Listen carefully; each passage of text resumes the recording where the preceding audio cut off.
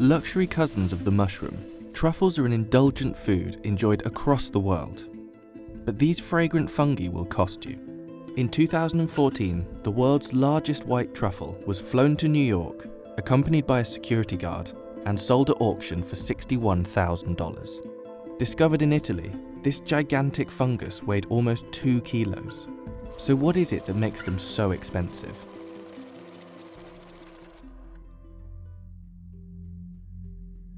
There are a lot of types of truffle.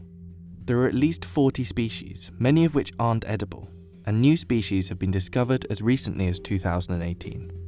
You've probably seen luxury truffle products in supermarkets or fancy restaurants, but the unique truffle flavour you recognise might not be real truffle at all. Cheap truffle oil often hasn't been anywhere near a real truffle. Many cheaper truffle products use 2,4-dithiopentane, a synthesized compound containing one of the main aromatic components of foot odour, guaranteed to give it that earthy taste. Real truffles are seasonal and pricey, with a short shelf life. They were originally sniffed out using truffle pigs, but while pigs are very good at finding truffles, they're also very good at eating them too. And these days, dogs are much more common truffle hunting companions. These fungi can be found across the world, but they all require a very specific climate to grow.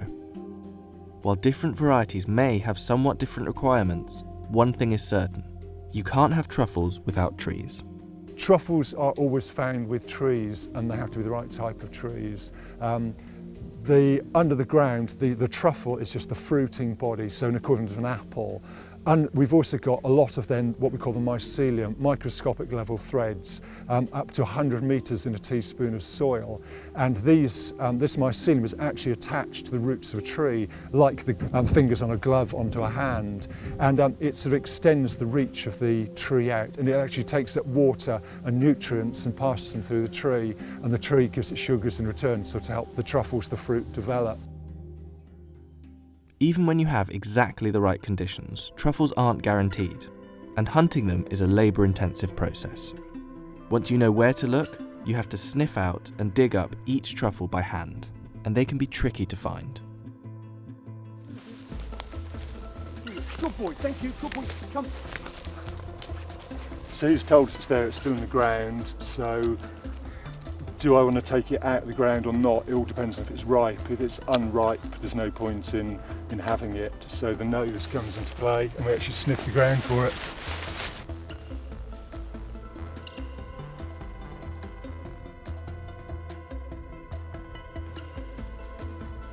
It may take a while, but finding a good one can make it worth the work. Yeah, that's a nice one. Yeah, that's probably about 70-80 grams. Truffles also have a short season, often appearing for only a few months of the year. And even when you do get your hands on them, they don't last for long. An unripe truffle, unlike a tomato, which you could cut from the vine and ripen on your windowsill, once a truffle is out of the ground, the clock is ticking, it's just sort of slowly going to degrade over time. So we want to get that to customers nice and fast. After just 5 days out of the ground, that pungent truffle smell will have halved. You can farm many truffle varieties, besides the rare Italian whites. And many people have been successful in setting up truffle orchards, but it's not easy. Trees need to be planted in the right soil conditions, inoculated with truffle fungus, and often irrigated constantly. It can take as long as 6 years before you get a good truffle harvest, and there's no guarantee that the fungi will grow at all. So after all that effort, what do they actually taste like? Oh. The smell just made me think it was going to be really strong. The flavour's actually quite subtle. There's a nuttiness there, there's like an earthy flavour there. Actually quite light and fragrant. It tastes a lot nicer than it smells. It smells like damp socks. That's good. I mean, this is the first time I actually eat a truffle by itself. You know, it's a bit like mushroom, but it's more of a meaty bite. These days, farming has taken over as our primary source of truffles, and today 70% of the world's truffles are cultivated. Through the loss of woodland and climate change, the number of wild truffles has decreased significantly. Since the 19th century, production in France has fallen from over 1,000 tonnes a season to just 30 tonnes, and climate change could mean that truffles will disappear altogether in the future.